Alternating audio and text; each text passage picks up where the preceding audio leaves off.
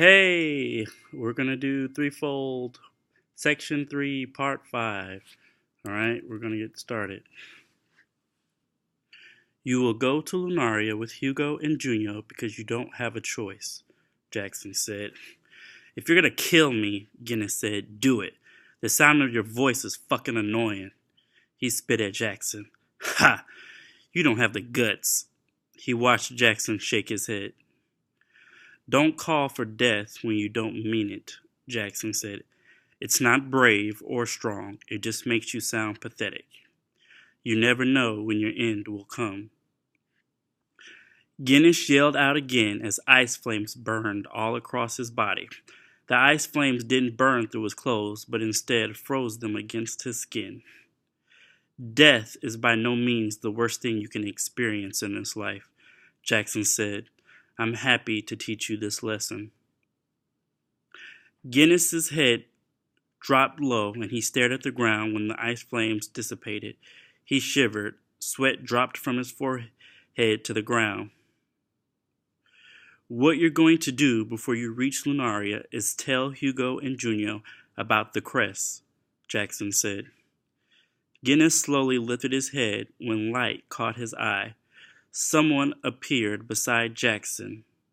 Mateo. You can't fight me yourself? You have to send your boyfriend after me? All bark and no bite, Mateo said. You wouldn't be in this mess if you listened, Jackson said. I wouldn't be in this mess if he weren't such a piece of shit. Guinness looked directly into Mateo's eyes. When I get the chance, I'm going to kill you. I believe you, Mateo said. Guinness hadn't expected for him to respond with that.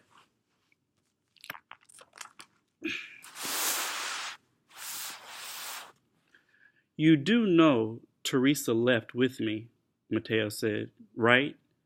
Doesn't that tell you anything? You lied to her, Guinness said. A hearty laugh escaped Mateo. When you learn the truth, don't be surprised. He made a package appear on the ground in front of him. Make sure Junio gets that, Jackson said. Tell him a curse in it, a gift from their father. Guinness didn't say a word. He glared at Mateo. He hated him. His heart pounded in his chest.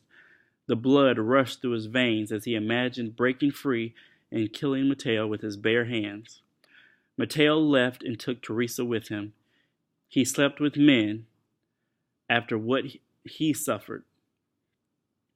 He broke every bone in his old man's body, yet his old lady wanted him to forgive Mateo. His sister wanted him to forgive him. His old man wanted him to forgive him too. Mateo hurt them all more than words could say. Guinness didn't understand it. I won't do it, he said. Jackson dispersed the ice flames across his body. Dumbass. I think you will, Jackson said. Guinness launched an ice spear at Mateo and shaped it into a jagged spear. He regretted it right after he threw it. Fighting Mateo head-on was a mistake. He expected Mateo to make the ice spear disappear and reappear in his back. When Mateo did nothing, he stared in surprise.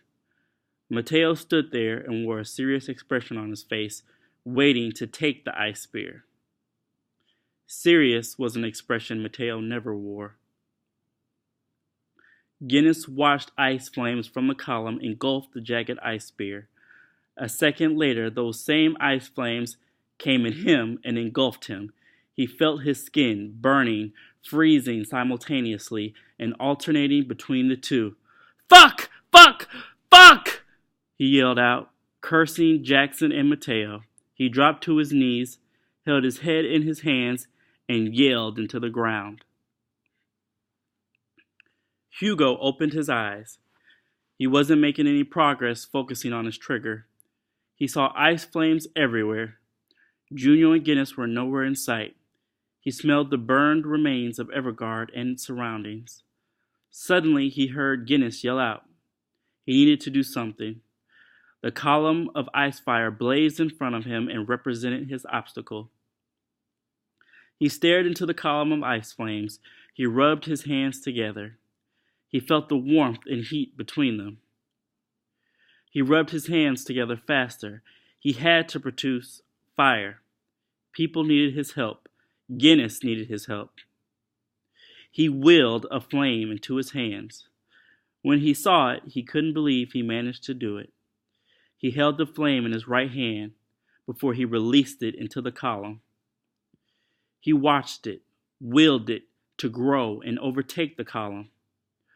After concentrating all of his energy, his small flame engulfed the column and extinguished it. The use of his pyro energy left him exhausted, but he refused to let himself fall to the ground. He saw Mateo. He saw Jackson. He saw Guinness. He walked on unsteady legs toward him. All right, that was part 5. I finished it for today. Tomorrow we'll do part 6. Have a good one.